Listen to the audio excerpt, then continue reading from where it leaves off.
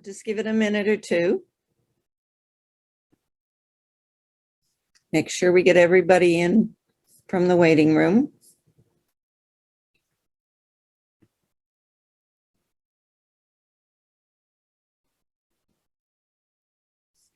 Okay, well, welcome everyone, and thank you for joining us for our open DNA Special Interest Group meeting.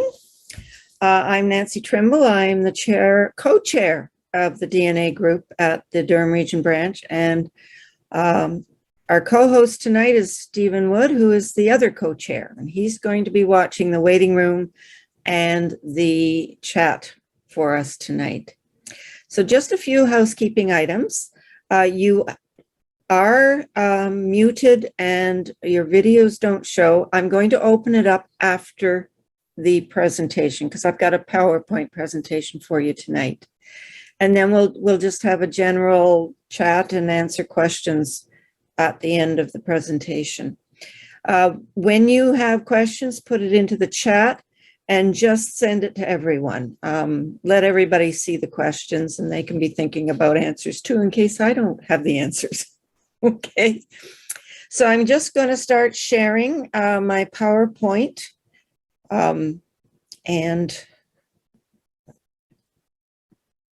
we will get started. Hopefully we've got most everybody in from the waiting room.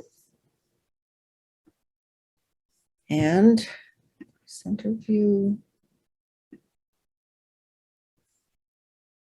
Just get everything lined up nicely here. Okay. So this is a tour, an exploration of Ancestry DNA. It's not a how to do Ancestry DNA, although you'll probably pick up bits of that. But we're going to poke around, look at the different sections, click on different links and see what happens, just so that you have a bit of background on what there possibly could be that you're missing on the Ancestry DNA website. And I'll just get my pointer here, get my laser pointer. There we go. So, Ancestry is autosomal DNA. So we won't be talking about the other types of DNA tonight. We're just going to do Ancestry's DNA. This is our agenda for the evening. We are going to hit most of these items.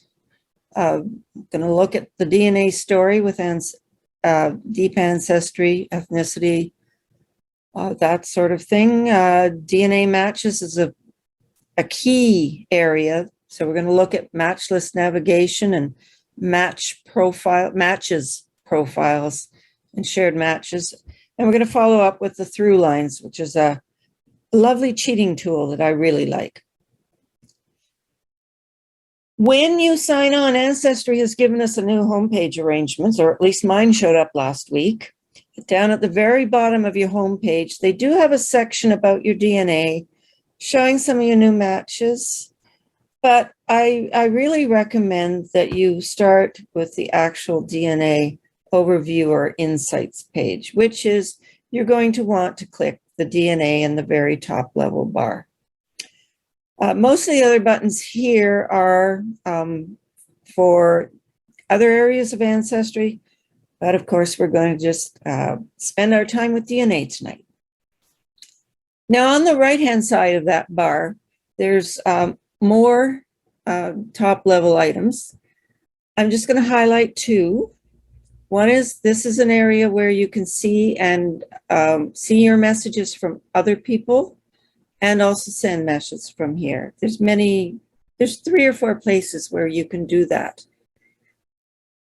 Another one I want you to note is under your name on the click down. This is where you do your general profile, and is also where you're going to do pictures and stuff. And I'm going to show you that right now. So when you click on that, you get to see the profile that other people see about you. And so if you have a really nice picture of yourself in your profile, there's a reason you should do that. And that's Krista Cowan, who's the chief genealogist of Ancestry. She says that people with a really nice picture get more answers to their messages. It's a lot easier for people to visualize who they're talking to. I'll tell you, picture your dog, your cat, your grandkid, a car, or a garden just doesn't cut it. So, and underneath there is an area here where you can put a little bit of information about yourself. And that reassures your contacts too, because they're going to look at your profile before they send anything to you.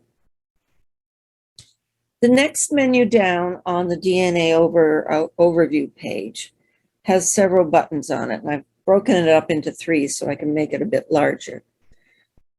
After you buy a test, this is where you have to activate it. This is what's in the middle, and what's really important is that it tells you which person the test is linked to. And that's important because if you link it to the wrong person, it screws everything up. Over on the right-hand side, some of you will only see DNA settings here. If you manage more than one test, you'll have a button here that says View Another Test. And there's a couple other spots where you can see the other tests that you manage. So I'm going to introduce you to my sister Ellie and my sister Sue, who were so very nice to help their sister, their genealogy sister, get more chances at the genetic lottery and whether you're going to match your cousins. Now, further down, you get the 3 main sections of the website, or the actual DNA page and the DNA section of the website. So, as I said, make sure you have linked the test to the right person in the right tree. And you can easily change it in the settings. You can add DNA traits. Now, Ancestry tried to get into the health and traits field, but they seem to have backed out of it a little bit now. So you may or may not want to do this. It's up to you. Below, there are 3 main sections: DNA story, DNA matches, and through lines. So we're going to explore those 3 sections, but before we do, we're going to do the most boring part while you're still awake, and that is settings. And this is where you'll start. You start from the DNA menu. It's boring, but you need to set it up the way you really want it to be. So here's the top of the settings. This part is called General Information. So the details for the test. This is a free form. You can put what you want here and change it anytime you want. You can put your birth year in here. And I'd recommend doing that so that your matches kind of know what generational level you are compared to them. Because if they were born 20 years after you or 20 years before you, then they know right away you're in a different generational level than they are. So it really helps your matches. And your gender at birth, you can change it if you want. It'd be interesting, but anyway. And here's where you can actually change if you've made a mistake and linked the test to the wrong person. Here's where you can change the tree anyway. The next section is called privacy. And this is how you want to protect your privacy. The display preferences are easy to choose. I mean, you do want to see your matches, and you do want to be seen by your matches, so there's no reason to change that one. And there's no reason not to share your ethnicity unless it's something really weird like Martian. Display name gives you a choice between the name you registered your account under and the username you chose in your main account settings. It's not freeform. You can't just go change it willy-nilly. You only get the two choices. Now, the sharing preferences I've broken out a bit for you because this is where it's really important. You can actually assign other people roles in your account. And there are 3 types of roles. But what you want to do is you would go here and click add a person. I believe it's the email address that you put in there. And then you assign them a role. And these are your choices. The viewer can only view the test results. They can't do anything else. And that can be handy for some cousins if they want to see how a certain match matches you versus how they match the shared match. A collaborator can view the results, add notes, and color dots and favorites to a match. And then a manager can do everything that you can do. View and modify the test details, and they can message users on your behalf. So consider very carefully, but you may wish to actually do the reverse. You may wish to contact a cousin, and you may have to walk them through how they enter you in the sharing preferences so that you can see test results, or maybe do color dots for them if they can't figure it out. At the very bottom, we got research consent. That's a simple yes, no, whether you want to have your DNA in their scientific studies, just as you're feeling comfortable with it or not. And the very last section is called test management.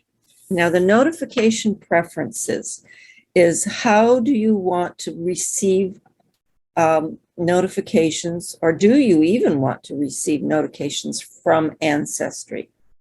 And when you click on it, it's going to take you over to an area of your total account settings, not your DNA ones. And the area there is going to be called communications. And then you choose how much you want to hear from Ancestry in several different ways. I'm not going to go into it because it's however you want to do it. Now, under actions, you've got 2 items. The bottom one is one you've got to really think hard about, because that one will delete your test results and revoke consent to everything. And you definitely have to put your password in. So think about that one very carefully. Don't just willy-nilly touch that one. The other one in the center here is where you can download your raw DNA data file. And if you're going to take your Ancestry results and put them in another DNA testing company like MyHeritage or Living DNA, or the other one is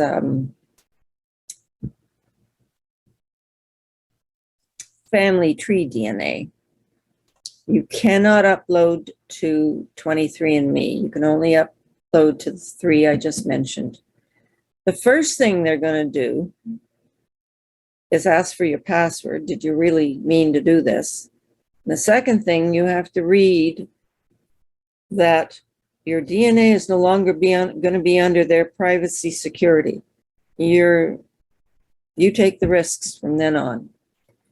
Once you do that, then they will send you an email and actually tell you how to get your actual file. Oh, I'm glad that one's over with.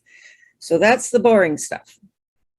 Let's go on to the first section, which is your DNA story, which is your ethnicity estimates. And we're going to click on the blue button at the bottom, and the first thing you're going to see is a map and a list. But I'm going to take you to someplace else before you we get into the map and the list. There's a little menu there up in the top left-hand corner. If you do not match, if you don't manage other people's kits, you won't have this button. But I can actually click on this and see my sister's ethnicity maps right from this screen, which is so handy. Means I don't have to sign into their account. But we also have a little question mark in a circle. And this will happen at various places around the whole Ancestry website.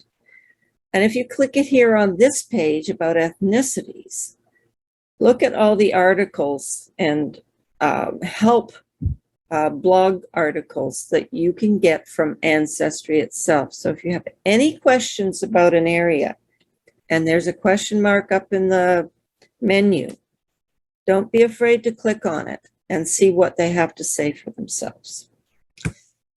Now, this is the map of where my ethnicities are. And the very top piece here is the actual percentages. Now, keep in mind, you can click anywhere on the map and get to information. You can get to more information about the areas themselves and the history of the areas. If you click on the names, you can also get to the same places. Now, keep in mind that these ethnicity estimates that are shown with percentages in this list, they reflect populations in the deep and broad ancestry. So we're talking about thousands, hundreds to thousands of years ago, deep and broad. Now, this is the most recent update. It came in April. And as more things are learned, more people tested, and the reference samples updated and refined, you'll get updated results. I think it's usually about twice a year. So check your map and ethnicities out. I mean, I've had Scandinavian come and go and come back again. I've had Jewish and Eastern European come and go and come back again, and it's gone again. Remember that these are estimates, and that there are many populations that don't do DNA tests. In France, it was illegal to do DNA tests, and I don't even know if they've opened up yet. Ancestry doesn't sell their kits in every country in the world as well. So many countries are underrepresented. And many North American indigenous communities regard testing with great suspicion, and they're not going to do it. So clicking on an area will take you to a map that will show you roughly where that type of DNA is. So I've clicked on Scotland here, but you will notice we've got, I believe these are the Orkney Islands. You've got some of the islands here and a bit of Northern Ireland. And we've also got Brittany, which is really interesting. They tell you a little bit about the region. And right here, they give you the percentage range. So they picked a number out of the range that they think's pretty good, but it could vary. It could vary, in this case, between 29 and 52%. So Ancestry's database is very North American centric. If you're looking for East European or Middle East, you will need to check out other countries like MyHeritage. I have a huge amount of Scotland, which did surprise me. And so there's actually a little line here that says, surprised by your Scotland result. And if you click there, they'll talk about it some more. I think in my case, a lot of my lines come from Northern Ireland. So possibly that's contributing to the high amount.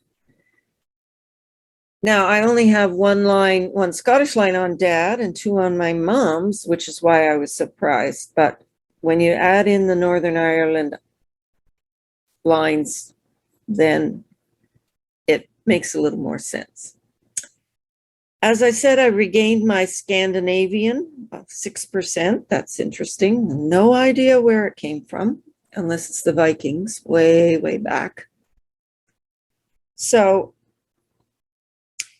when you want to learn even more about the map and ethnicity, there's a second clickable link here. So don't be afraid to click links. How do we calculate that? There's a link there. We can see the other regions that are tested here, over 1,500 more regions. View all DNA communities, which actually takes you to a box further down the page, and I'm going to do that separately. Now, Ancestry, due to its size, has been able to use their 21 million tests to create a new technology that they are calling side view. And the first result of this new technology is this section called Ethnicity Inheritance, where they have the ability to separate out which ethnicity you receive from which parent, even though those parents haven't taken tests at Ancestry. So technically, this is called phasing. And you can do phasing in other companies like Jedmatch and Borland Genetics.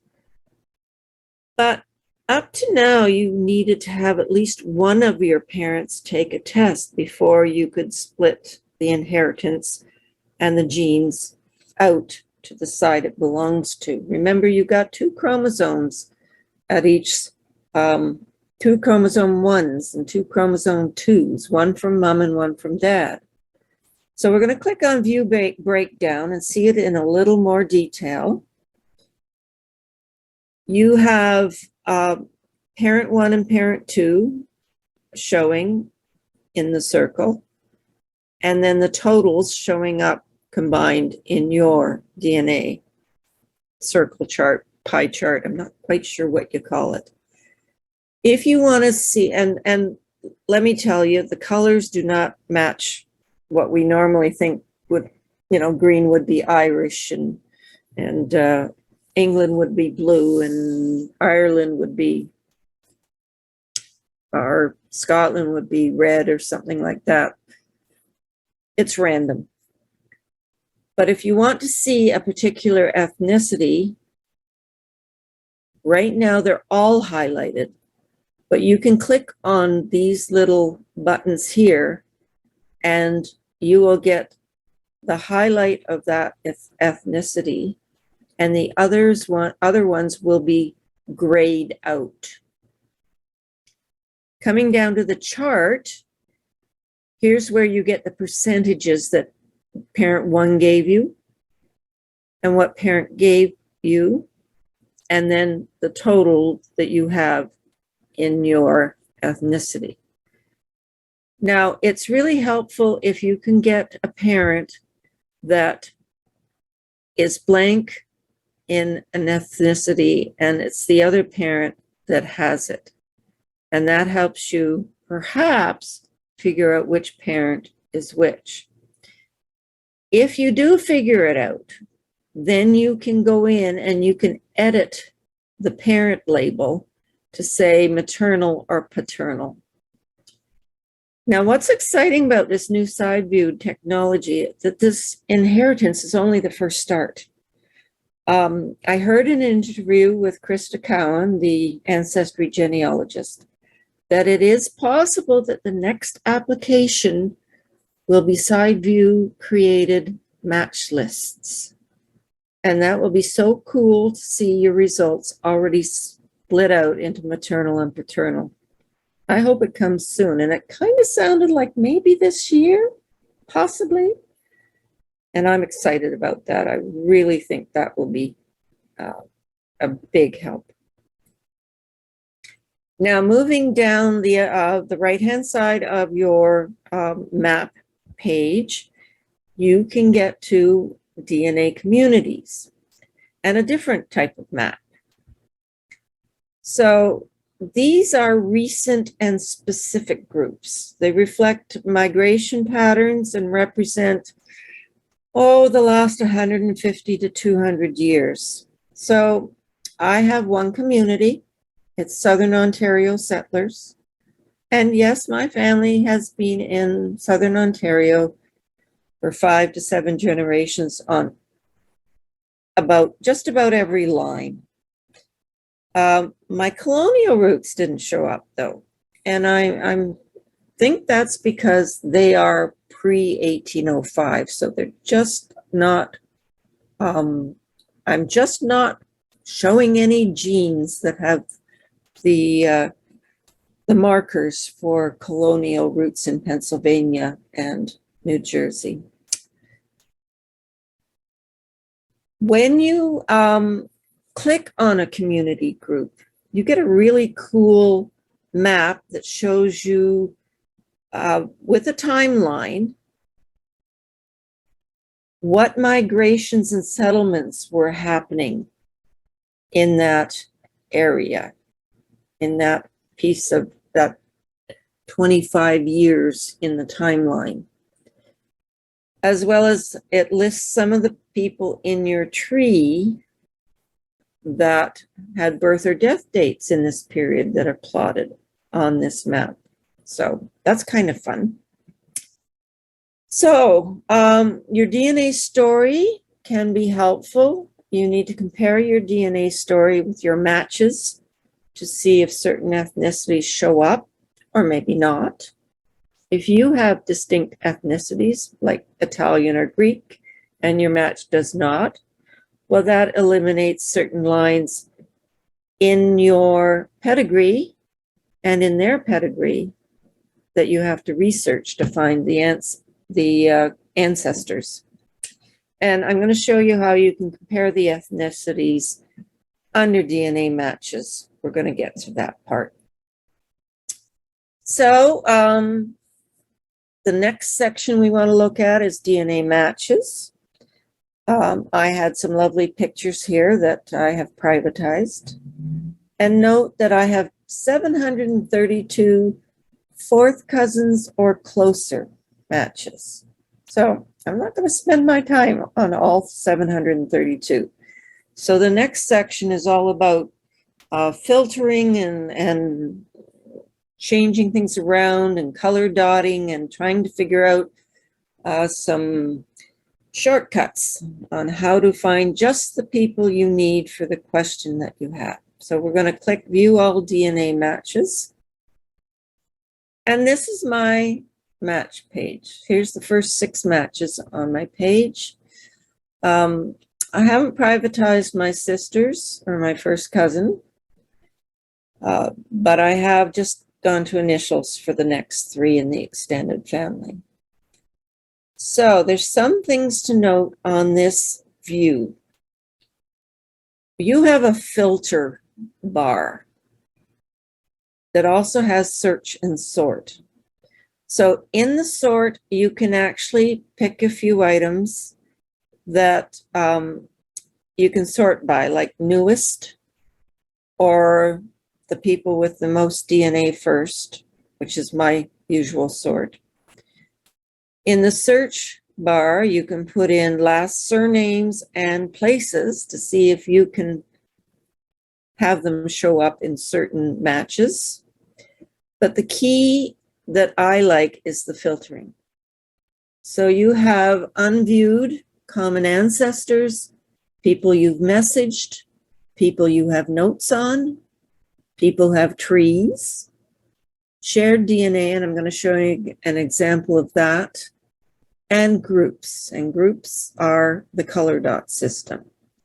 So close matches are not that useful at this point in time. Like everybody that I match will likely be a fairly close match to both my sisters. I mean, we match on all our lines. Now, I do have a first cousin here, Peter. He is my maternal first cousin. So he's useful for splitting my tree in half and knowing if someone matches Peter and myself, then they've got to be on my mother's side of the family. But usually sibs, aunts, and uncles, first cousins, they share too much DNA to help in splitting your matches out into usable groups. So one thing you can see here with this person is Ancestry has recently given us the ability to say, yes, I know this person. So you click on yes and you say, okay, it's on my mother's side or my father's side. And then using the amount of DNA that you share, it will show you the most likely relationships, and you can pick one. You also have the ability to go to a secondary list of relationships if you can't find what you need in the first list. And I've had to do that several times because of the way DNA is inherited. You may get some 30% from your paternal grandmother and only 20% from your paternal grandfather. It just is not split up evenly. I also want you to see that this second cousin, I've already done that too. And when you actually get that all filled out, this area changes to a view match button. But you can click on his name, you can click on his picture, you can click on view match, and it will all take you up to your match page with him. One more thing to note, and I'm sure everybody's picked this one out, is whether or not they've got a tree linked to their test and how many people are in that tree. And then underneath that, if Ancestry has figured out a common ancestor from you and your match's tree, they'll put a hint here that you can use when you go to the match page with your match. So that's some of the way to navigate this area. If you get a few people that you've never looked at, you get a blue dot beside them. It's not showing here because I have looked at my top 6 matches. And when you're looking at your matches and you see you have like 10 or 15 pages of matches, keep in mind that you don't need to track everybody. You really don't need to look at anybody who's not what's called a best match. And the best matches are the ones that are your second to fourth cousins. So they're going to share anywhere from 400 centimorgans down to 50 centimorgans. And I'm going to show you a filter that will let you pick that sweet spot. And you're going to use your known cousins to sort your matches into clusters. Hopefully that represents a shared common ancestral couple, or at the very minimum, somehow they will be related to that couple. Keep in mind, though, that you have a lot of fourth cousins, even though statistics say you will only share DNA with 50% of them. You will see all your first and second cousins. That's pretty well given. But if you're like me, you've got maybe 4 tested. But of fourth cousins, you know, that could be as many as 400 people, and you can see 200 of them. But when you get out to fifth cousins, it's getting, shared DNA is getting pretty low. So I'm going to do a lot of my talking about DA. He's a second cousin on Ancestry. We share 207 centimorgans. And he has a wonderfully linked tree. He's followed the things that are supposed to be done. We have a common ancestor in our trees, which you have to take with a grain of salt because, as we all know, some trees on Ancestry are more fiction than fact. But say, for instance, I didn't know who DA was, and he came up as a second or third cousin. So I'm going to show you a few things as we go. What I'm going to do is I'm going to filter my match list, and the shared DNA button is what I'm going to use. I'm going to put in 50 to 350 or 400, as I said before. And I'm going to get up extended family. I'm going to get up people who are second, third, and fourth cousins in my list. Unfortunately, this Susan has an unlinked tree, and I had looked at it and I did not recognize any names. She's still a mystery to me. Very small tree, and Bush, Keller, Squire, and Cullen surnames don't mean anything to me. So I can't use my top match. But my next match down is DA. And he has a good tree. Ancestry has found a hint for us. I've actually got him color dotted into a group, and I'll show you how to do that. And I've got some notes on him. So I really do know who he is. But let's just say we don't know. Grasby, we've got a common ancestor there, but a different color dot. So, and it goes on down the page. But we're going to use these top matches to do the sorting. So we're going to, by putting in 50 to 350, we removed our close family and first cousins, so we don't have to look at them. There is a way to use them, and hopefully I'll remember to tell you later. But the second to fourth cousins are really helpful. If they're a second cousin, you probably have, and they're on the same generational level, they will indicate great-grandparent couple. I'll probably be able to find that fairly quickly, although I couldn't do it with Susan. Third cousins will be great-grandparents, and fourth cousins are 3 times great-grandparent couples that should be in common with you. So let's pick DA.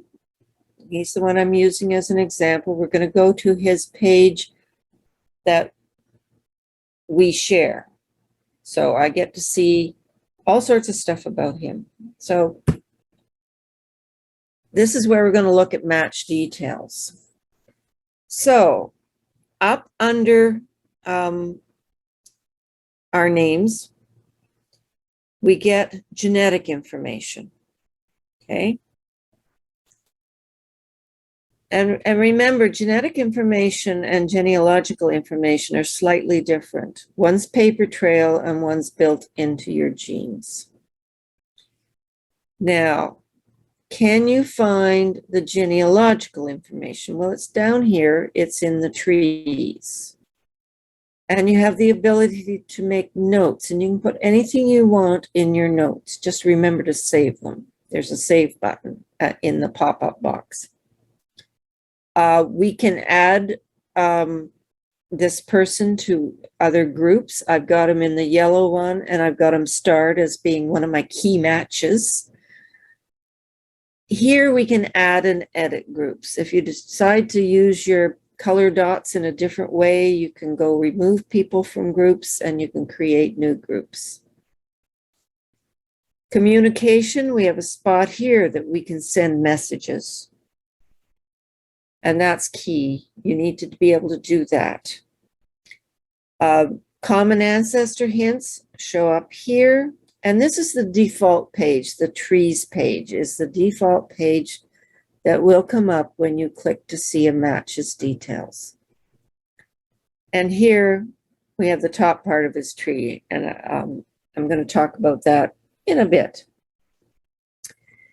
If you know that you have this person in your tree, you have the ability to link them to the built person in your tree using the button here, which I believe is not blue until you actually link them.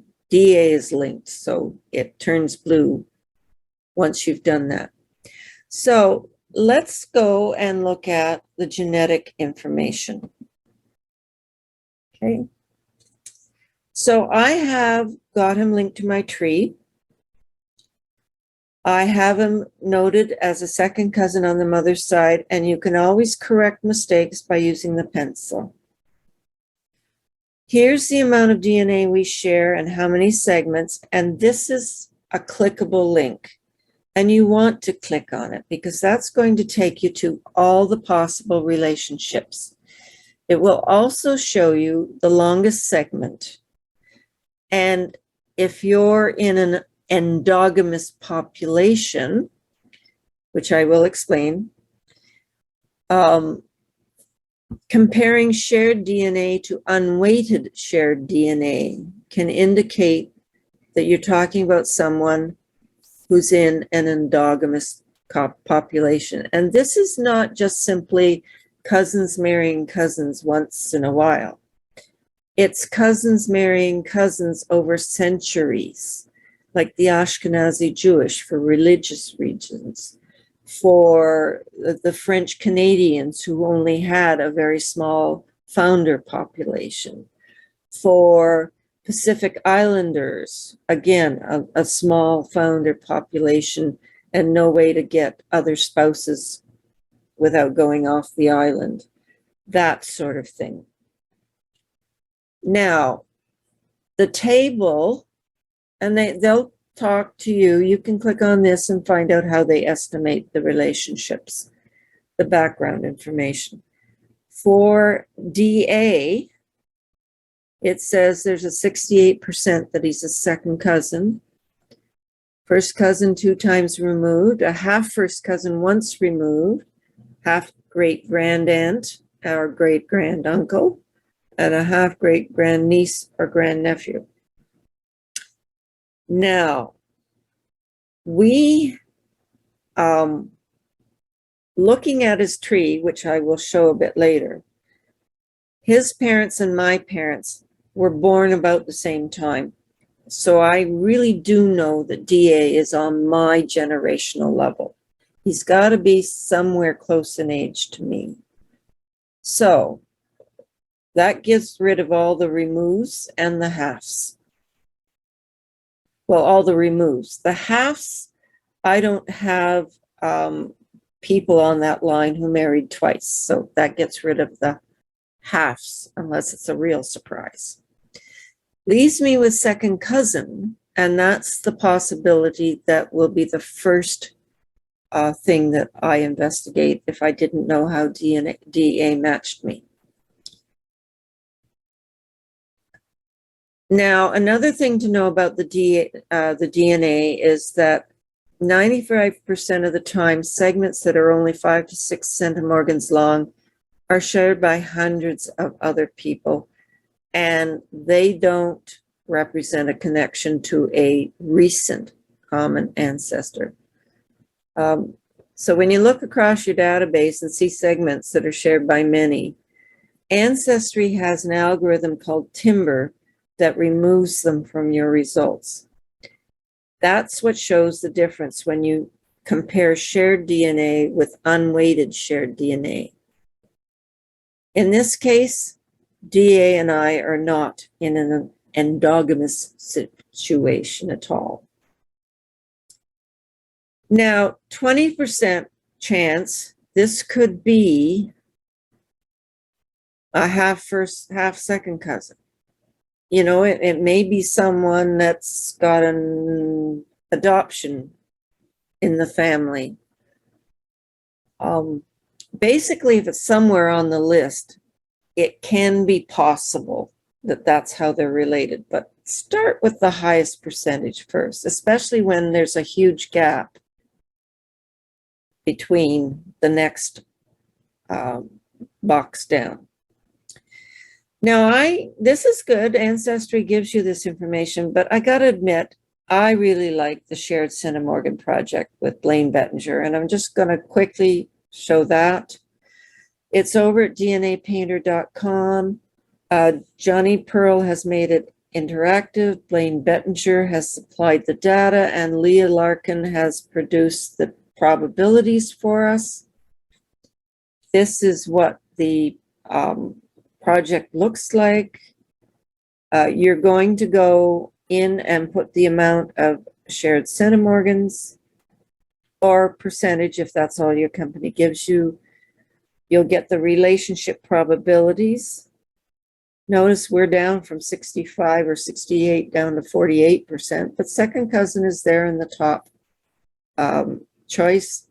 And then when you move further down, it will gray out all the relationships that aren't possible for that amount of DNA. I've blown up the second cousin box. This is the relationship on the top line, second cousin. This is the average amount of DNA, 229 centimorgans. But this is the range in real-time data of the randomness of inheritance. These are people who are definitely second cousins, and they only share maybe 41%. Or they may share enough to really be almost a half sibling. So that's the data that has come out of Blaine Bettinger's project. Now, going back to match details, I just wanted to show one item. DA's kit is actually managed by somebody else. And I've privatized her, but in my on my page, DB is a clickable link, and either the test taker, if they're managing their own kit, or the manager of the kit, you can click that link and you will get to see their profile, which is where you can hopefully see their age if they've filled it in, and a little more information about them, and maybe a picture, especially if they've messaged you or you want to message them. And then I'm going to come back to the 3 sections of the matches page: trees, ethnicity, and shared matches. So this is what DB's profile looks like. She's from Ontario, Canada, and I happen to know who DB is. That's his wife. She's been researching almost every day on Ancestry since 2018, last signed in today. So she's really active on here. And she's very likely to answer your messages, okay? It also says that she's not a match to me, or she hasn't taken a test. But I'm a match to somebody associated with her, which is DA. If she's managing her own kit, that won't come up. You get to see the trees that she has built and some of the photo gallery items that she's got attached to those trees. She's obviously built one for her side of the family, 10,000 people, and some for her husband's side of the family, 1,000. So I think she's a little more interested in her side of the family. But you can send her a message right from here. Moving on to the section of the match page that is called trees. It's the default. We saw a bit of it. We saw the common ancestor hint on a previous slide. Here's the full ancestry tree for DA for 6 generations, including himself. But you have the ability to expand the tree and see more generations.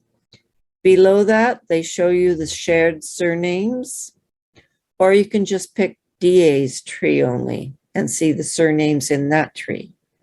And these all look very common. I know exactly where he fits in my tree.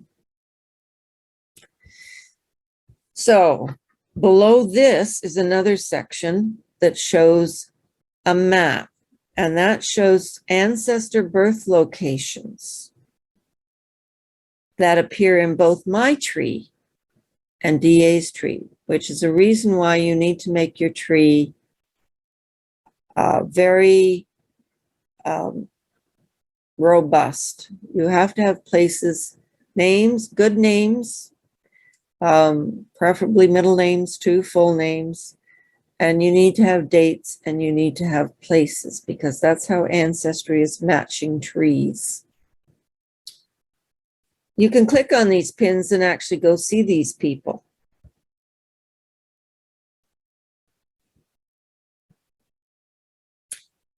So going up to the Ancestry Tree, Ancestor Tree, we know that DA is likely a second cousin and that we're going to probably match at the great-grandparent level, which is this column right here. And indeed, Ancestry tries to give you the hint that this is the couple that you match on. But keep in mind, some trees are not as accurate as others. And I would give an eyeball over all of these and probably all of the 2 times great-grandparents too, to see if you recognize any other surnames or people. Oops, sorry, that went too fast. So in the middle of the 3 buttons is ethnicity, and this is the one where you can actually go in and compare the 2 ethnicities. Let's blow that up a little more. Okay, so if I have an ethnicity that DA doesn't share, it will show up in blue. If DA has an ethnicity that I don't share, it will show up in yellow. And if we share ethnicities, it's going to be green. Well, when you look at this, the only thing we don't share, I have 0%, is European Jewish. And DA has 14%. So the really nice thing about this is that if I can identify people on his tree who were born in Eastern Europe and or have somewhat of a Jewish name, I don't have to investigate that limb on his tree because we won't be matching there and he won't have a common ancestral couple there. So it helps us trim things down and take less time to find the ancestor that we match.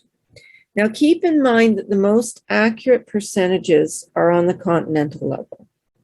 That won't change much over time. Details will change as they get more testers in the database, particularly if they start getting into the underrepresented ones like Eastern European, Asian, Indigenous, etc. Now, here's the section you're going to spend a lot of your time on, and that is the shared matches section. You have the same filter ability that you had on your main match page, as well as search and sort. And there are different ways that you can sort your list out. So DA and I match all of these people. Again, my sisters and my first cousin are showing up, and they get many dots when we get into this color dot system. But you'll notice here, DA only has 1 color and it's yellow. And we got 2 matches down here that are also yellow. So on these 4th to 6th cousins, we also have the ability, remember, to tell Ancestry if we recognize them. And this is where we start grouping family lines together with the dotted system. So I am going to show you how to do that. And in order to do that, I'm going to filter this shared match list by unviewed. That gets me down into the 4th to 6th cousin level. But still, okay, centimorgan ranges. I mean, they're probably closer to a 5th cousin than a 4th cousin, but we really don't know. You'll notice down the right-hand side, we have plus signs, and you're going to click on the top one and click plus. Then you are going to pause. You're not going to pick a color yet. And here's where this comes popping out from the right-hand side, and you can see all the different color dots that I've assigned to various ancestral couples. But first, go over and look. Ancestry has given us the ability to batch our color dots. So we can go through and check mark all of these boxes here. Then we go over here and we're going to click and assign the yellow dot, same as DA, and we're going to add to group. And this is what we will get. All 4 of them color dotted. They're still unviewed. I really haven't gone in and investigated these people. They still got the blue dot by their icon. But I can look here. Here's someone with 202 people in the tree. I might just go over and look at it. Or I might go to the notes section and put in something like related to the Wilkins-Craig line, which is my yellow dot couple. It may only be on the Craig line. It may only be on the Wilkins line. When they're out at 4th or 5th cousins, they're probably not a child of the Wilkins Craig line. But they are related somehow. They form a genetic group. It's up to me now to explore the amount of DNA, the trees, the sources on the trees, do genealogy, if I need to figure them out. But what I basically will do is probably just put, shared matches, put them in this group. And then I know I have to do more work later. Now, here's how you can work on your groups. You can add or edit your groups from this section up underneath your match's name. You can create a new group by clicking here. You can even edit a group by clicking the pencil. So here I've taken that unknown and I've made it unknown paternal. I can take the color they give me, or I can assign a different color. It's up to you whether or not you've got a way you want to code by color or not. You've got 24 colors to work with. Now, still working in the match list, not in the match list with DA, but my list of matches. There's a kind of shortcut you can take, and that is to click on the Common Ancestors filter. You can also use more than one filter, so you can go over and you can maybe pick people have trees, or pick a certain range of shared DNA, or pick a certain group. But if you pick the common ancestors all by itself, it's going to come up with this result. So you get the leaf hint that Ancestry's figured out the ancestral couple, and you can see if you got trees you want to look at. Oh, look at Russ here, 13,000 people. And he's a known 3rd cousin. And actually, I've got that in the note here. And my McGuire-Howlett line is a red dot. Here's another 3rd cousin. That's a reasonable number of people, especially since Ancestry has figured out the common couple. And it's a blue dot, and it happens to be my Collier-Hillman couple line. But in all cases, you have to consider the amount of shared DNA as to whether or not they're going to be a descendant of that couple, or if they're going to actually be descended from a couple further back in those lines. Okay. Person with 8 people, I'll probably have to build her tree out to actually kind of see where she connects in with my lines. And if you didn't find a link, put that in the notes field. Maybe you have to say because of shared matches. Maybe you have to say no idea.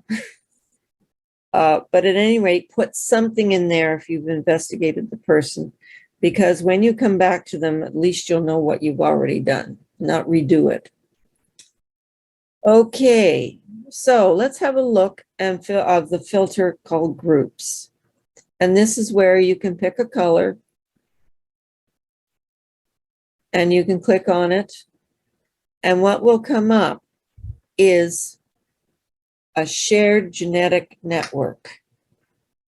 And if you have a specific question, maybe a brick wall, maybe you want to find a parent, maybe you've got a mystery match, maybe you've got an adoption.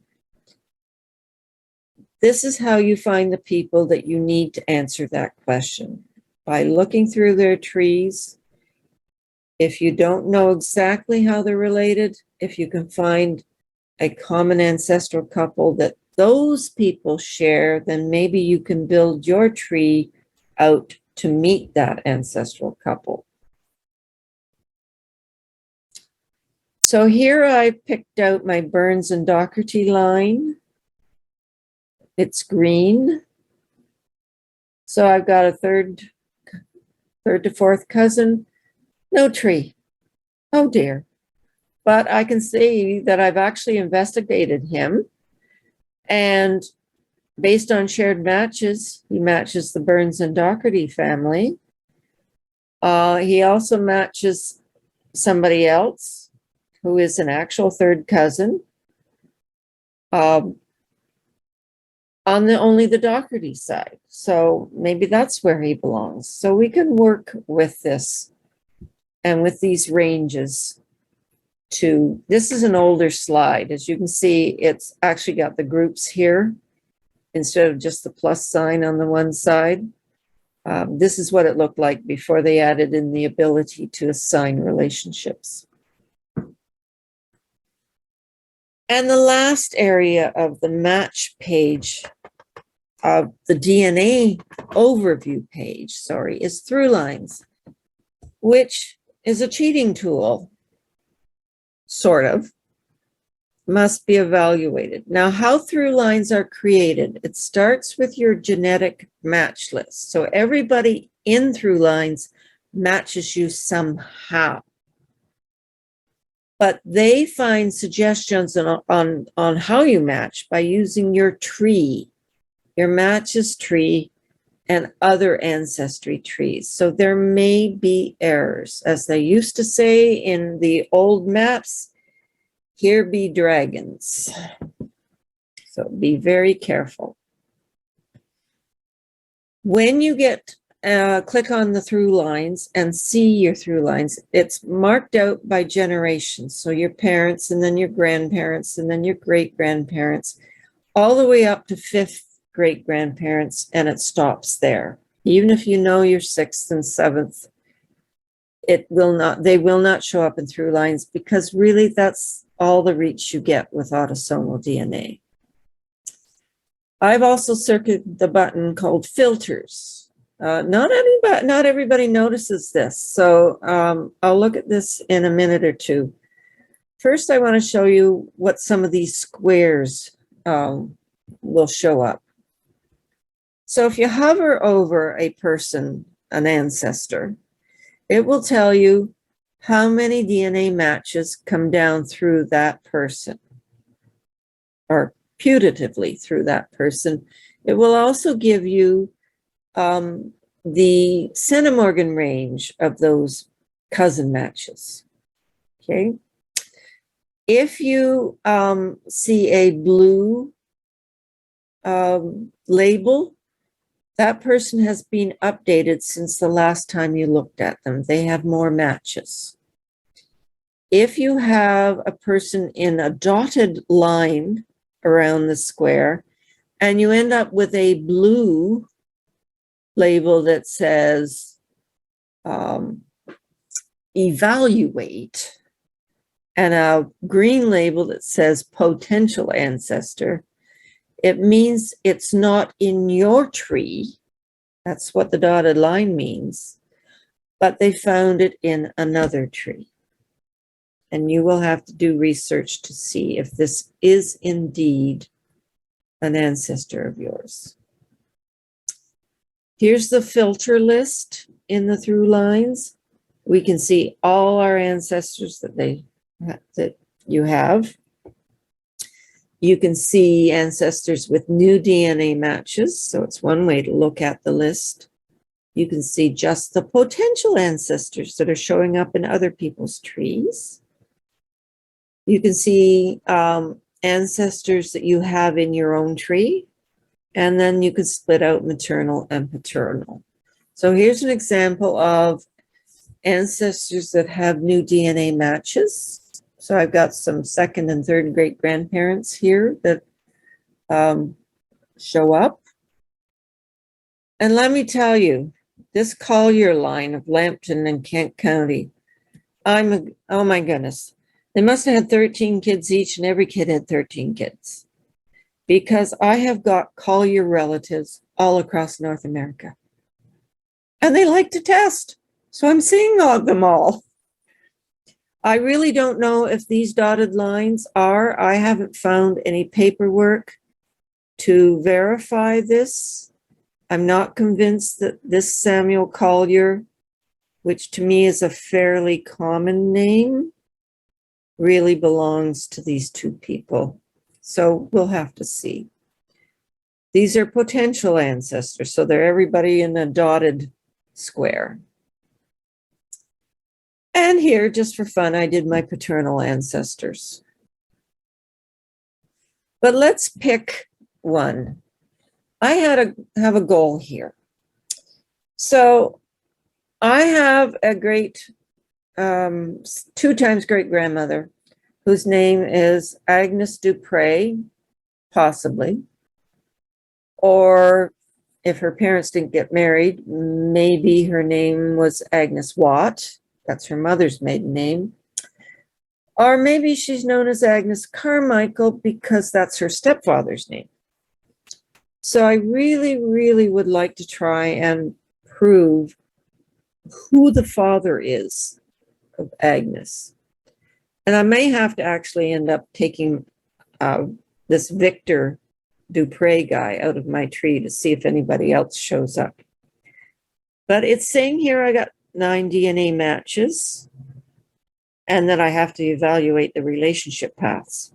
Boy, they really try and remind you that everything is hints. But Through Lines is not helping me with my problem. There are no collateral relatives showing down from Victor. All the matches come down from Agnes. All 9 matches come from only Agnes. There are no siblings. There are no half siblings, even when I looked at her mother, Jessie Watt, who remarried. So I have not proven that he's genetically an ancestor. I'm going to have to do some sort of different way of trying to find that. But let's look at Agnes. And her husband was John Craig, and I can go look at his square and it will come up looking almost the same as this, just with his name at the top. But I have great proof here that Agnes is indeed my second great grandmother because I have got cousins descending from 4 of her children. Okay.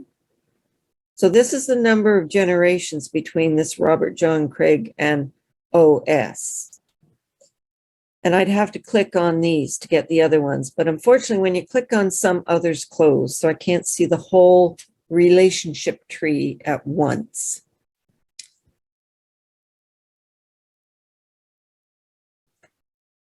But look up here. We actually have two views for through lines. A lot of people don't even know that there is a list view. And I like the list view because I get to see, especially when I expand it, I get to see each line coming down. So here's all the four kids: William, James, Jesse, that I am related from, as is my sister, Sue and Allie, and my cousin Peter, and even my second cousin, D.A., are all descended from Jesse. And then we've got, actually, this guy was Jack, Robert John Craig. Now, this one's only got 11 centimorgans. So, you know, it might not be right. I'm going to have to look at her. So when I view the relationship path, I get to see this. And look at this. I've got a dotted box, which means this person is not in my tree. That's what the dotted box means. And Ancestry is telling me you'd better evaluate to see if this really is a match. Okay. You must do your research. DNA is not going to tell you everything. So let's touch on some of the things you need to know about through lines and how to evaluate what you're seeing. For reliability, you really should look at the people who have matches, your cousin matches that share over 10 to 15 centimorgans. You want to make sure the matches are grouped to the correct parent.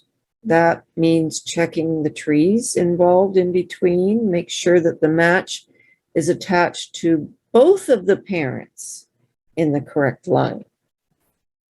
See if the matches form a genetic network where they're matching each other on only one line and not on different ancestral couples. That can happen. And does the documentary evidence line up with what you are seeing? You may need to build quick trees for some of those matches. You may need to go back and see if you can find other matches in your list that don't show up in through lines. And I'm going to talk about that in a second. Probably they have unlinked trees or no trees, so they're not going to show up in through lines. And make sure you write good notes. I mean, you've gone to all this work to look at them. Make sure you write good notes. Here's some red flags of false through lines that have come up in the internet blogs and articles. A common surname. Like Collier's a pretty common surname. Smith, Green, that sort of thing. The ancestor that you're linked through lived before 1800. You're not, in some cases, you're not going to find a paper trail that will help you. Maybe there's no siblings at all on any generational level. Well, that's a red flag. Maybe you've got the wrong connections. And a really bad one, names that repeat on multiple generations. Think of the Scottish naming pattern. If you've got a grandfather who happens to have 10 grandsons from 10 different kids, they're probably all called after him. And all born about the same time and all living in the same area. So you've got to make sure you really know who your Richard Green is, and that you don't have, you aren't seeing a Richard Green that came from a totally different place in North America. You have to be careful about some of these things, and they should be giving you alarm bells. Now, here's other limitations. Remember that through lines start with your genetic match list, but from then on, it's going to use user-submitted trees. So the family tree you have to link yours to your test, or you won't get any through lines. Your matches family tree has to be linked, or he won't show up in your through lines. Some people have found that they put themselves in their tree twice and linked the test to the wrong person. So make sure you don't have that problem. The names, dates, and places must be similar in your tree for it to be picked out and put into through lines. The links between your ancestors, each step up, all have to be biological. And if it's being put as adopted or something like that, it won't show up in through lines. And this can be found in your person profile of that person on your family tree under the edit in the top right, and then you choose edit relationships, and that will show what the relationship is listed as. Make sure your tree is searchable. You can have a private tree, but it must be searchable for you to show up in through lines. If their DNA is not linked, it's not going to show up. And if it's mislinked, it's going to be really garbled. Okay. So say you're the only descendant listed for an ancestor. Maybe you didn't make your tree broad enough. You need to go back and add siblings and cousins as best you can. Some people link their test to the wrong person, so they've got to go and relink or it just won't work. So here's what we've learned. Well, I hope you've learned the advantages of having a good tree linked to your DNA test. And we've explored all three sections of the website. And I want to thank you so much for bearing with me because I went over an hour and you all deserve a medal. So at this point, I'm going to stop sharing and we're going to go and do questions. Okay. Okay. There are a few questions down there and I see a few more pouring in now. I want to thank the people that did take the time to answer some of the questions online as they come on. So that was definitely a great help, but I'll repeat a few of them for some of the people that come in later and can't see all the whole chat on their screen. So the first question was, can you link the DNA to more than one tree? No. And that was the answer given as well. Absolutely not. And if you have a tree for your mother and a tree for your father, make a DNA tree where they're combined. Yeah. Okay. Someone asked whether you could upload to Find My Past, and the answer for that was no. Upload to Living DNA, and then they believe there's a connection from Find My Past with the Living DNA. Yeah, I think it shows the ethnicity over on the Find My Past homepage if you have a subscription. It doesn't go the other way. You don't get any Find My Past stuff showing up over in Living DNA. It's a kind of a funny connection, but that's how they chose to do it. Okay. Quite a few questions on side view. Okay. How much side view depends on my tree being well developed with many generations of ancestors? Absolutely nothing. It's strictly genetic. Okay. It's the genes. It's your genes compared to the other 21 million people in the database. It does not take trees into account at all. Okay.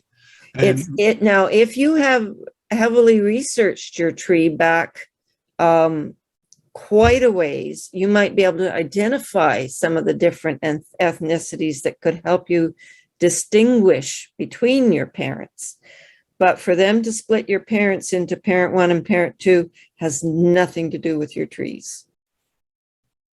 Perfect. Okay. Would this side view be of much help if the parents were first cousins, their fathers being brothers? A little bit of pedigree collapse there. Yes. A lot, It's actually. not true endogamy, but the genetics are going to be very similar. So,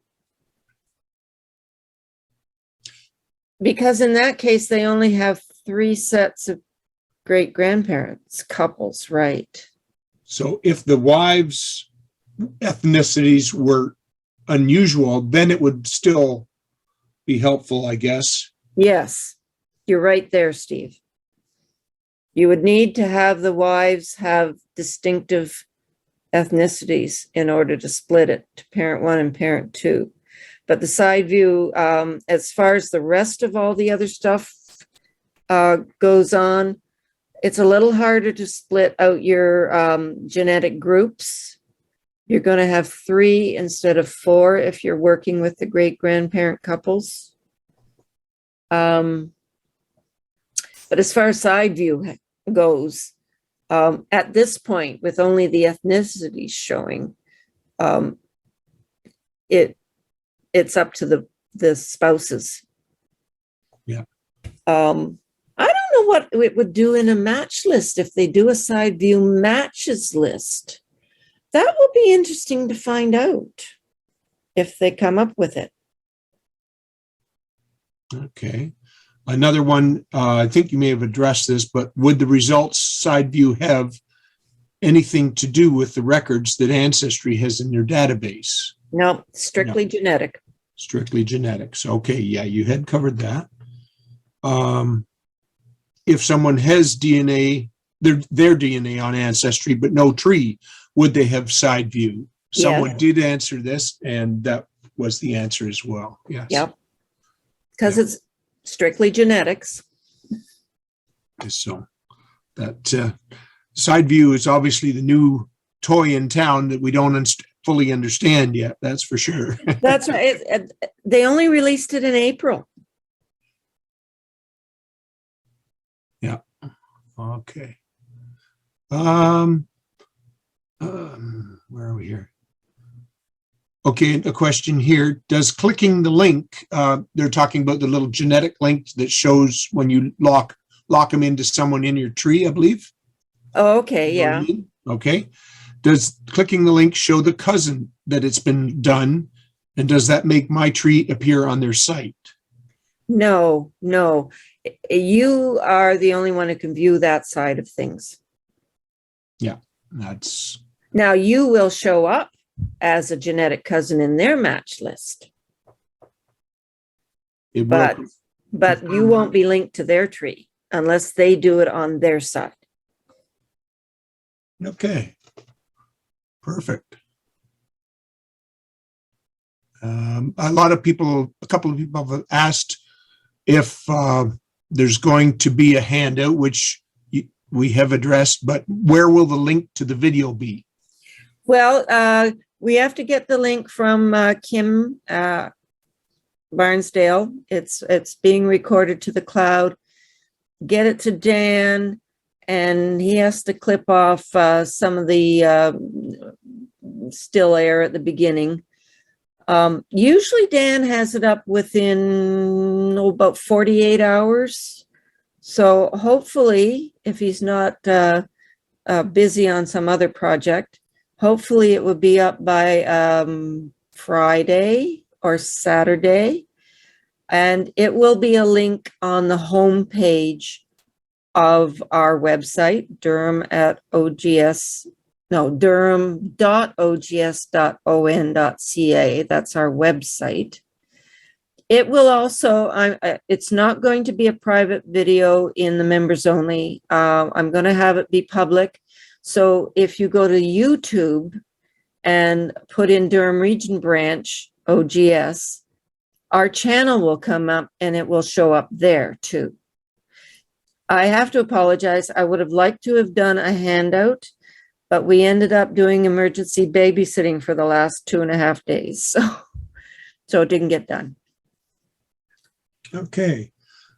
Here's a question. I've kind of tentatively answered it already, but can I manage my siblings' ancestry DNA matches via associating them with my membership and tree and not have to continue paying 2 memberships? Yes, that's what I've done with my sisters. Yeah. So I started off with their username and password because they shared that with me. And I went into that sharing settings that we talked about at the very beginning. And I sent myself, put in my email address and made myself manager. Okay. And by doing that, I can see all 3. And I even linked them. I linked their kit to my tree in my account somehow. Forgotten how I did that. You actually go back to your tree then, and it will offer it in the drop-down menu. Okay. You go back to your own tree and it finishes there rather than on their kit. Yes. Because okay. I just did it recently and I had trouble figuring that last step out. Yes. Okay. Well, I managed it somehow. So my tree is showing in their DNA accounts, and they don't have a subscription to Ancestry at all. But they have allowed me to become manager of their kits as well as my own kits. So if you remember that one top menu when we were going into the ethnicities, I could do a drop down there and I could see my sisters' ethnicity pages individually. I didn't have to actually sign into their accounts. That's right. Yeah. Okay, here's an easy one. Will Ancestry.com give the same results as Ancestry.ca, which of course the .ca is Canadian, .com more or less US. It will. Now, for a while there, the DNA settings didn't look similar, but they've recently updated, so they match more carefully now. And we got new front pages for the account, and I think they match the US pages now, if you have a full Ancestry subscription. So I believe everything's pretty well similar, except I did see a video where when they clicked on DNA in the very top level menu, the US format showed a drop-down box with, being able to choose the overview or being able to choose the through lines by itself from the drop-down box. But it really didn't have anything that you weren't already seeing on your first page of your DNA account. So basically, matches down in the States, the page looks the same. So really it's pretty well equivalent. Okay. Not quite sure what Susan's getting at here, but the question is, so is it side view equal DNA and through lines equal trees data? Okay. So yes, side view equals the DNA. That's absolutely. Now, through lines equaling trees is not quite true, because through lines has to start with a genetic match. And then it goes to looking through the trees to put together the through line. So if a person does not show up in your match list, it's not going to find them. They will not show up in through lines. Okay. Okay. Another question. How well does this work with Scandinavian names if you have no actual surname? If, for example, Anna Johannesdottir. That's a really good question. Let me think for a minute. Theoretically, the trees should both reflect the same names, yes. even if it's patronymics. So, yes. You wouldn't get the shared surnames, I don't think. And you definitely wouldn't know what the Y line is not going to, if you have Y DNA, you're not going to follow a surname line. But I don't think it complicates doing Scandinavian research itself, unless the person has several names, like Johannesdotter over in Sweden, and over here she becomes Johnson or something. That could be interesting, but that's on the research side of things, the genealogy side of things. Working with the DNA, I really don't think that's going to change too much. I don't think it should affect it very much at all. You just have to understand that there could be patronymics involved. Yes. Okay. Is there an easy way to sort matches that come down from a line of multiple unknown paternity? The person I'm researching for is adopted as well, so I have no starting point. Oh, good heavens. Well, you can do the dotting and the matching into groups. That's an automated system of something called the leads method, and you can look on YouTube for any lecture or recording, whatever you want to call it, given by Dana Leeds, Leeds, because she's the one who originated it. And she has created a system that tries and breaks out the ancestry by using the matches and putting them in columns by who is related to whom, and giving them a color in that column. If you can break them out into groups, maybe like 4 grandparent, I think it works best on 4 grandparent. The 4 great grandparent couples, let's just say that. Then you would take those people that all seem to be matching each other, and you look for a common ancestor. And hopefully that tells you which great grandparent couple, but you got to research them all from the sound of things. Yeah. It's a little harder when you don't have any known cousins to work with, but you can still sort out into groups and hopefully get 4 distinct groups that there's no endogamy and no pedigree collapse in it. Sharon, I just saw that one pop in. The leads is basically the color dot system, but Ancestry has computerized it, if you want to say so. I have had people who say that they understand it better if they work through the leads method instead of just willy-nilly throwing dots on people. They seem to understand the people more and the names better. I guess one of the bonuses of the dots is you can work with the lower numbers quicker, rather than the leads method usually recommends you don't go below 70 centimorgans at the start. That's right. So that's right. You can start working with lower numbers quicker with the dots.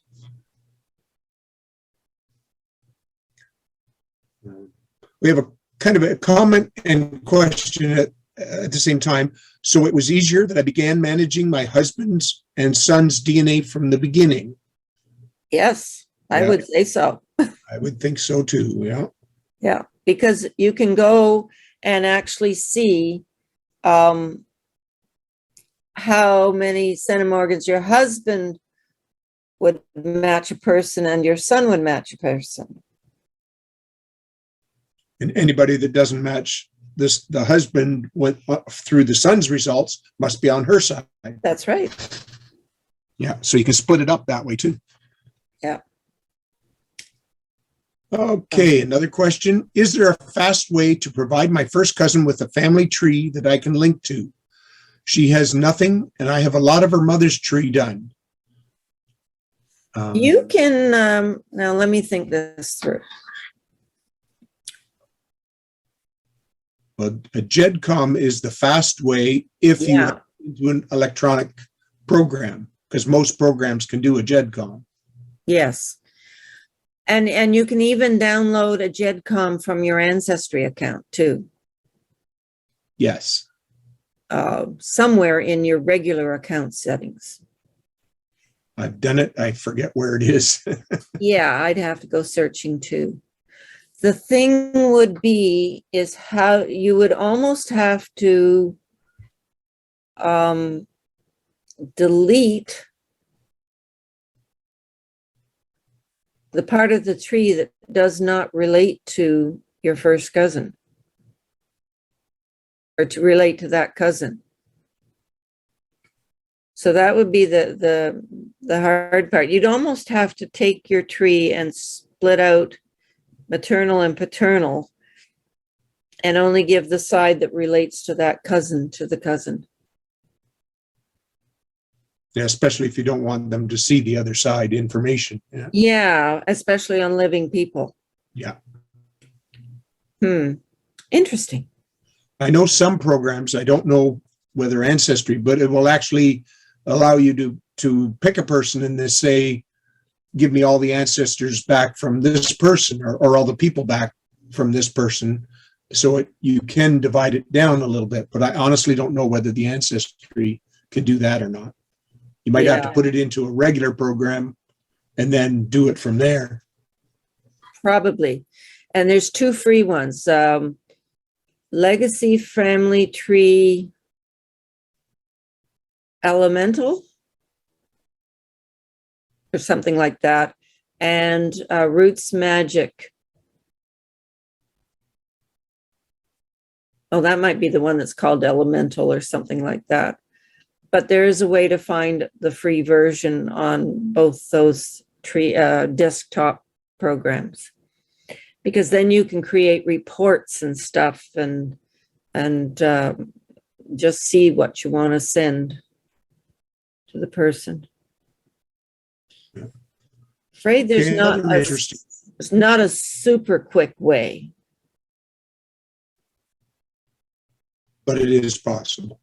Yeah, and really, even if you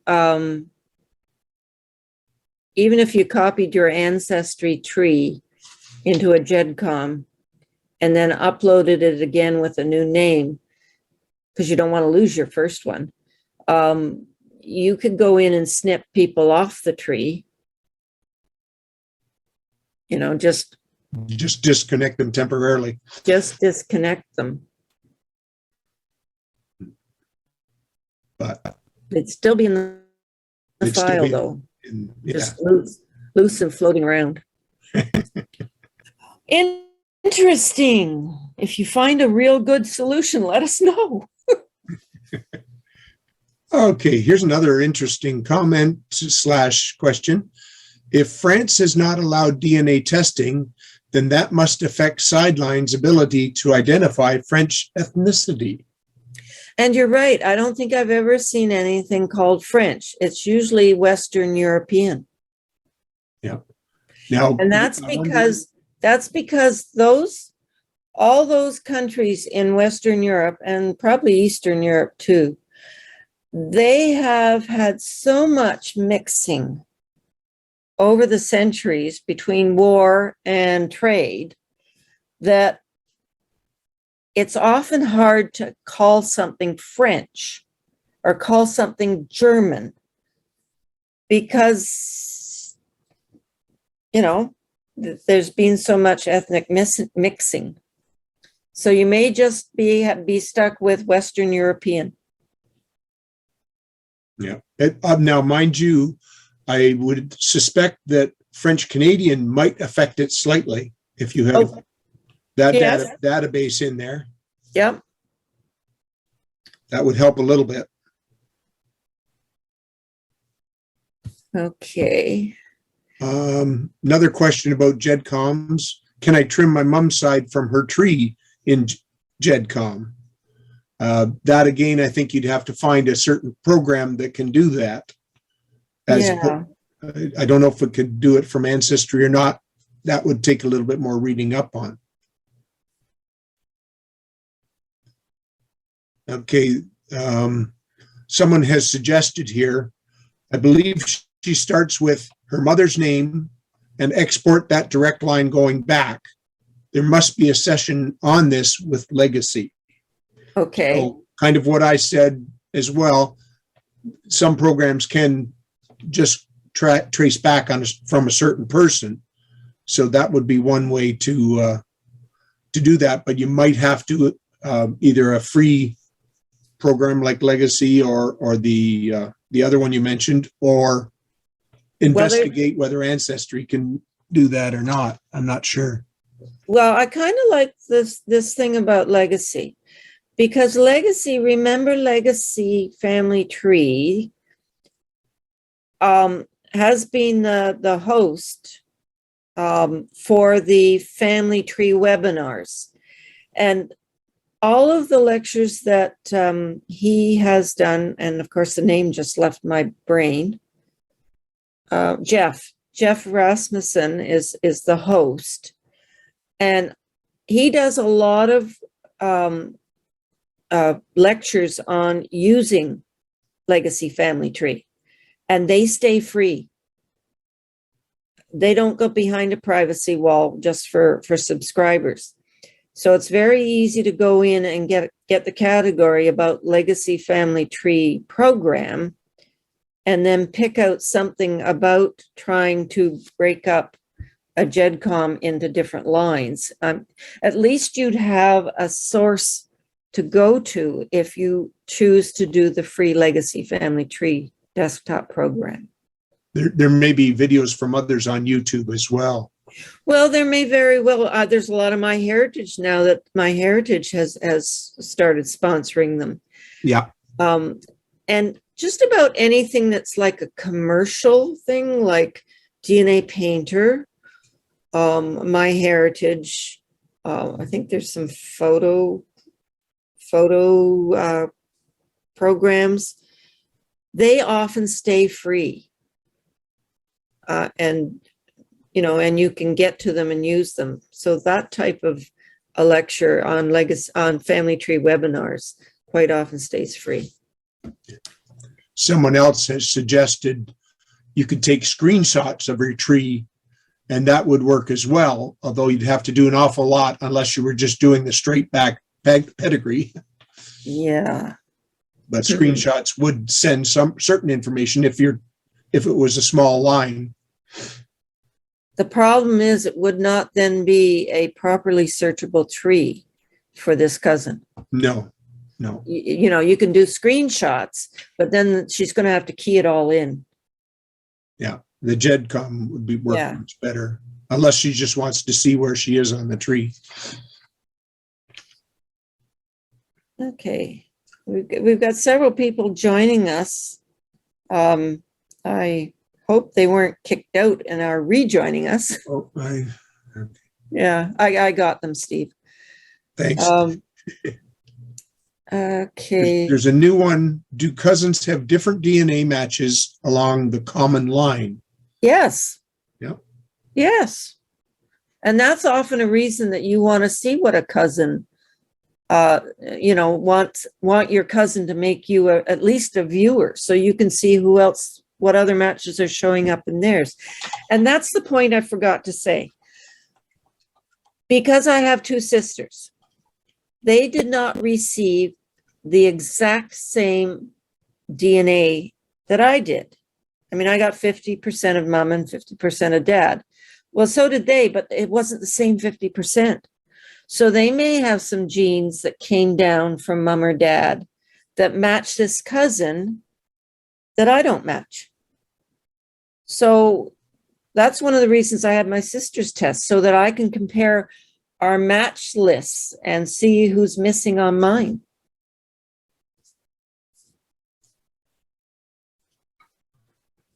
Okay. Oh, Susan's got some,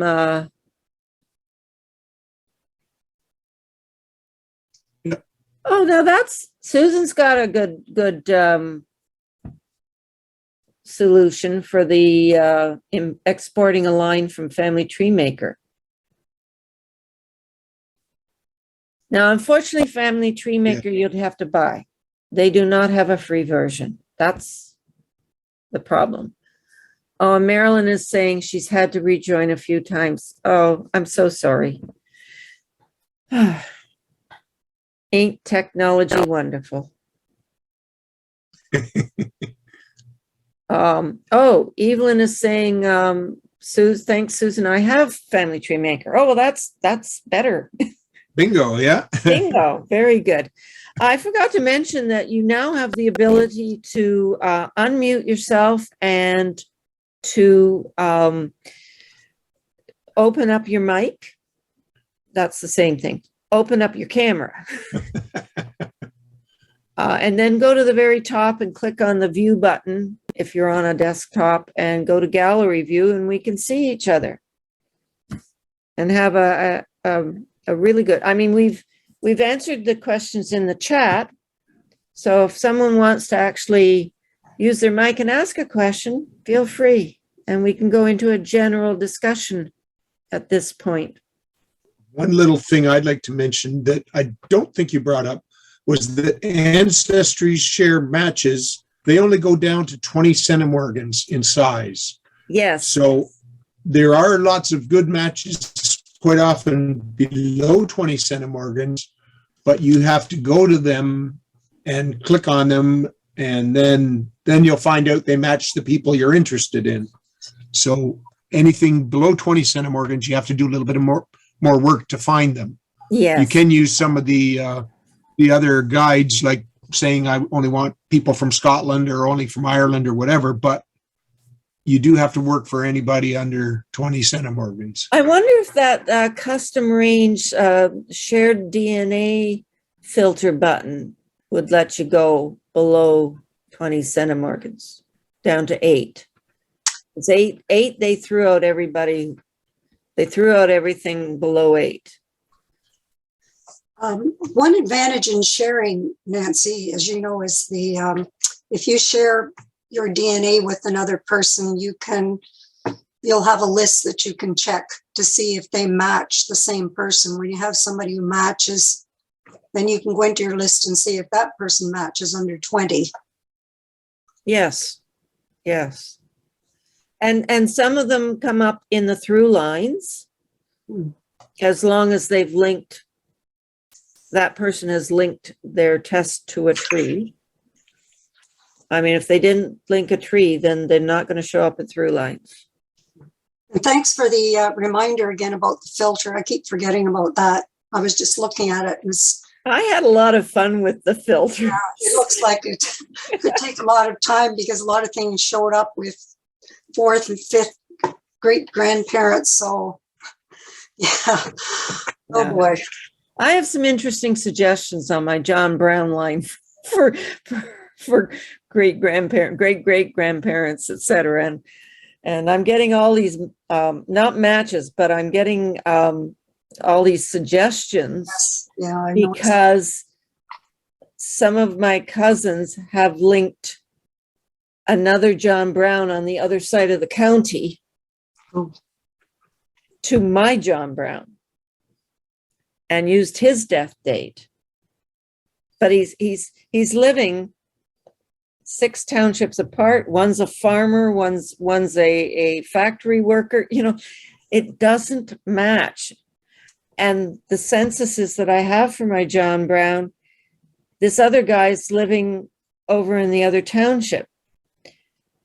And it can't possibly be him, because how can he go have 2 families a complete county apart? Well, he might. One of my great I granddads. mean, if he was a traveling salesman, I would believe it. But not when he's a factory hand. Well, He's got to go to work every day. He can't spend time getting himself over to the other side of the county. So, and as far as I can tell, this other guy only had one child on the census. So I'm not convinced yet. I'm going to need a lot more research before I would accept that person into my tree. Unfortunately, my cousins have. And so it keeps showing up as a through lines hint. And I remember seeing an interview, I think with Krista Cowan. Can we have the ability to mark a through lines as wrong? And they said no. It's the way the data links, and it just isn't possible. So anyway, thank you to everybody who's brave enough to show their face. Not many of us. Not many of you know. And if anybody wants to unmute themselves and ask a question. Oh, we got 4 new messages, Steve. Oh, okay. Someone's asking, if I set up to manage someone else's account, will I stop getting "you are not a DNA match" when I'm doing the genealogy research? I am searching an unknown father for my former cousin. Actually, I think when you go into someone's page, it'll say I'm not a match to you, but then you have a drop-down menu and you can pull other names up that you're managing and see if they're a match to them. Because I know with my sister on there, I test myself and then I click on other matches and I check against her, and sometimes she'll match them, but I won't. yes, So, and if you're sharing too, if you're sharing DNA with someone, so you don't even have to be managing, just sharing. So you may have to pick the person you want to match to, but it will adjust itself. It can be changed. Okay. Okay, I have a people question. Thanking you and okay, Pat. My 2 daughters recently did their DNA matches. One was shown to be my daughter, which is true, and the other one was shown to be my granddaughter through my husband, who was my son. Somebody's got a really messed up tree. I know. That's the problem. Yes. Or messed up family. Well, I wasn't going to suggest that. I dared to go there. You did. They've got the wrong linkages in the tree, and they I have think to so. fix that. Hmm. And they have to fix it. The tree that's wrong has to be fixed for it to fix the through line stuff. So, Yeah. Well, it was very interesting to know that my husband was my son. well, maybe in some ethnicities, but not now. So, okay, so I've got a personal note for later from Graham. So, we're ninth cousins. I bet you, Graham, we don't share any DNA. Not at ninth cousin level. I'll keep that and I will contact with you later. In fact, I've saved my chat. So I can tell you, if you want to save the chat, go down to the bottom where you would type your message, and there's 3 dots.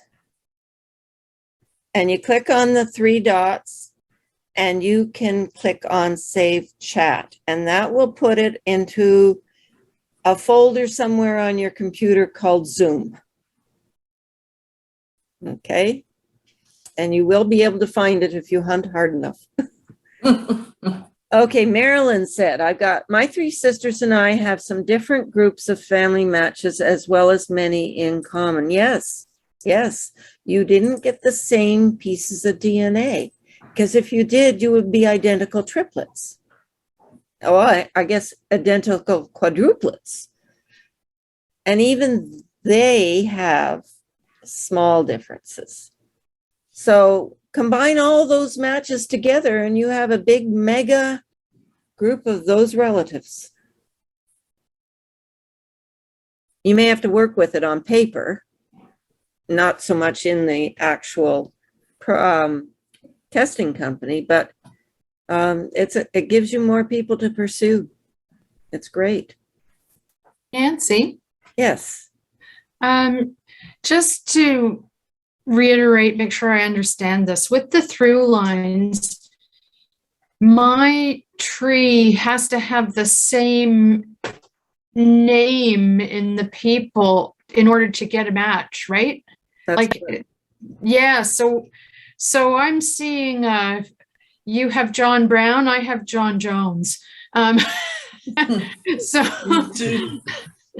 So I'm seeing a whole bunch of us now, and I don't know if somebody's copying somebody else, but you know, we're getting a big mass of people and we're showing DNA matches.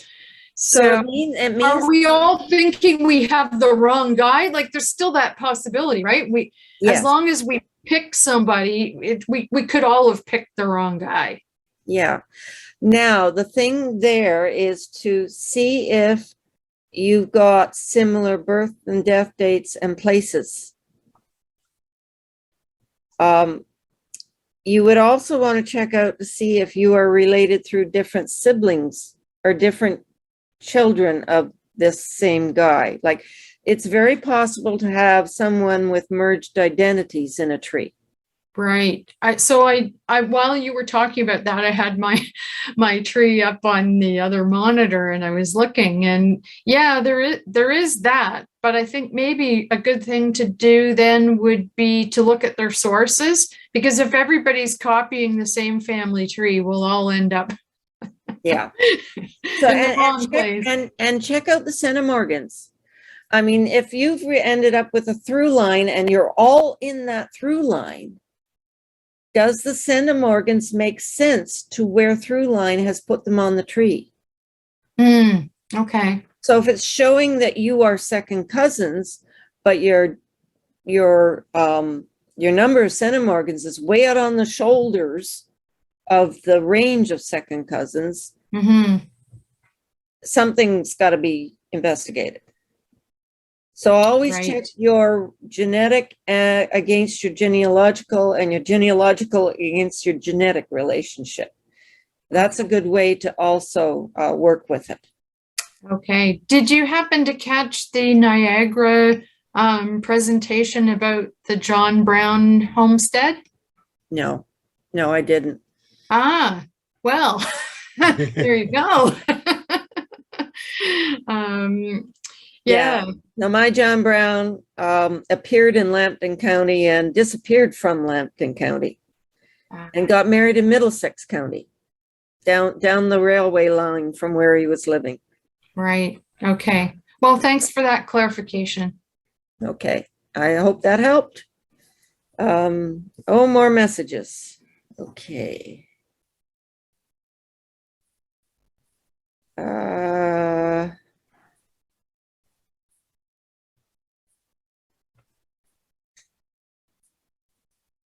Okay. Sorry, Nancy, can I just ask again? I was the one who asked about my husband's adopted paternal mess that I'm dealing with. Right. So I just wanted to clarify, we have DNA matches that are 800 centimorgans. Oh, that's nice. And I've pretty much done that whole line, his paternal line. And other than the father, because there was 2 sons, I know who the grandparents are and all of that. But that's good. So can I assume that all of the people that don't match this 800 centimorgan person come from the maternal side? Or is that a poor assumption? There's got to be a trick to that.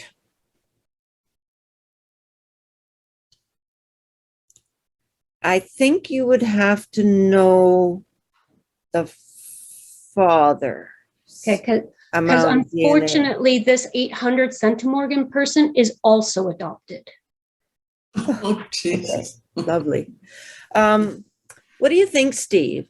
800 centimorgans, and she knows the grandparents. Well, we figured out through another cousin who the grandparents are, because Yeah.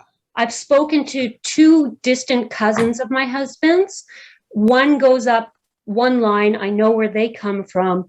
I know another line. And then I found a couple that matches those two lines. Okay. So I'm assuming those are the grandparents. Well, let's just say if you can't get them to match the grandparents, I would assume they are maternal. What do you think, Steve? It depends how far back they are, though, because, you get into third cousins, they just possibly just don't have the DNA. Third or fourth cousins. Yeah. That's It true. depends how close they are to the Yeah. to the potential grandparents. So I have like this huge batch of cousins that are all around 170 centimorgans. That's a good Oh, that's size. a good chunk. They don't match these people on the other side who are also, they're about 400 centimorgans, and then the 800 centimorgan person. They don't match those people. And second cousins should show up. Just about all of the second cousins should show up.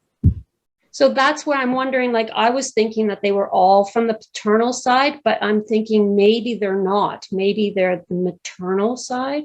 I'd work those mystery second cousins, and I'd work them and see if I can find a common ancestral couple for them. Yeah, I have a common ancestor for them. But because my husband, who is adopted, we got his birth certificate, so we know who his mom is. Yeah. But she was also in foster care and was adopted out with an unknown father. So, and then that mom was also unknown father. So it's too many unknown fathers to. It is, but I'm just wondering if I should really be focusing on the maternal side with this huge group of 170 centimorgan cousins. well, 170 is going to be second to third cousins. And you have found a possible ancestral couple. Can you bring their children forward in time for that? Well, ancestral I'm dealing couple? with the same thing as you did. 10 kids with 10 kids with 10 kids, like. Yeah, and are you willing to spend the time it's going to take? Yeah. That's something you have to decide. Yes. It would be a lot of work. There's no doubt about that. Okay. I was just wondering if I can just rule out the fact that it's more than likely maternal, but. If you have direct male lines, you could also investigate Y DNA and try to match up that way. If it's your husband, yeah, and his missing parents or father, you should be able to at least narrow down some of the fields with Y DNA if they're all direct lines, kind of thing. Okay. With some of them, it won't work with them all, but it may work with some of them depending where you think they fit in, and if you're willing to spend a little bit of money. Unfortunately. Yeah. Okay. The other thing you can do in the case of the two brothers that are possible fathers of your husband, yeah, is to see if you can get a full child of a marriage to test. So targeted testing of a child of either of those brothers should be able to tell you whether you are a cousin or a half brother. That would mean us divulging a bomb on the family, though, right?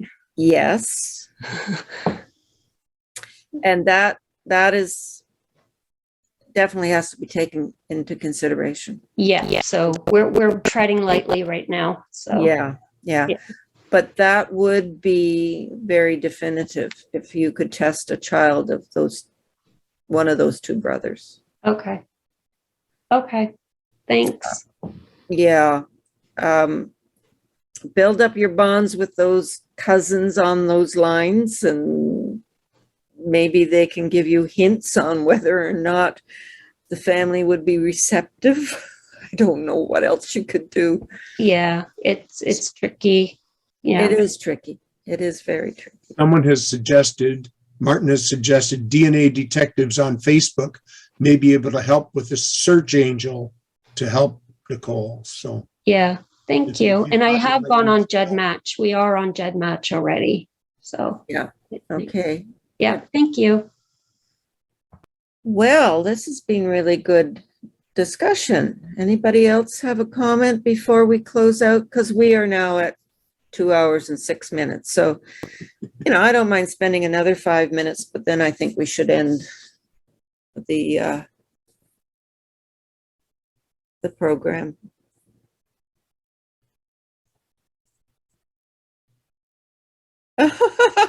Pat. Any 20-year-olds, the university crowd is into testing for fun. And I'll bet you a 20-year-old would not ask his father if there's a problem or a possible problem before the bomb hits.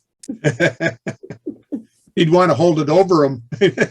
Yeah, that could be. I need the car tonight, Dad. Oh, by the way. Yeah, I'm going to see your other son. Yeah. Oh, dear. Oh, you have to laugh sometimes. Anyway. Okay. Pat, if you could stay on for a couple of minutes, I'd love to chat with you. Which Pat? Pat Williams. Okay. We have. Thank you very much, Nancy. Oh, you're welcome. And thanks everybody who came. It was much appreciated. And Steve, did you get a final Number? I think we had 101 at one point. 122 was kind of your average. It did go to 123 at one point. But 122. Wow. Thank you so much. And if anybody's interested in joining our DNA group when we do the actual small meetings where we actually show real names on our dashboards, give me a shout. I'll put it in the chat. It's just Durham Chair. I can spell it right. Yep. At ogs.on.ca. Are we off for the summer? Oh, that's a good question, Steve. We haven't really discussed that, have we? Nope. We never did get around to it at the last meeting. No. I'm willing if you are. Okay. We'll meet through the summer. How's that? Okay. There'll be small meetings. Thank you very much for a wonderful presentation. Oh, thank you for coming, Susan. Yes. Thank you, Steve, as well. I can't. Oh, Steve's great, a great co-host. I'm glad his internet behaved tonight. I did get one notice saying it's unreliable, but other than that, I was okay. Good. And I'm sorry, I somehow have lost my image up on my tab. I don't know how to get my image back up there, but thank you ever so much. Oh, you're welcome. Thank you. Thank you. Thanks for coming. Bye. Bye now. Bye, everybody.